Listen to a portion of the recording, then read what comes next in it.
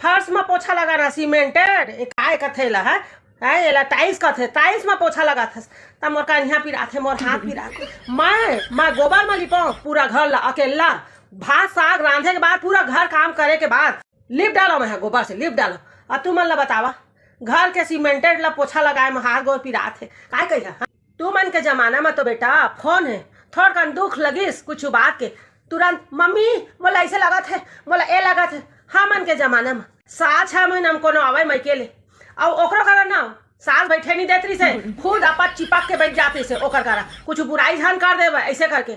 फिर कबू हमन ना अपन ससुराल के बुराई नहीं करें भाई नहीं करें। हाँ फिर तू मन करा तो बहुत सुविधा है बेटा हमन कैसे कैसे जिंदगी जिए हन ना तेला हम ही मन जाना था बेटा फिर ना गुस्सा झन मानबे तोर करा तो मेर के कपड़ा है रोज बदला था रोज पहना था मोर करा 2 ठन साड़ी रहा समझे। हाँ ओही ला ना साल भर चलाओ मैं।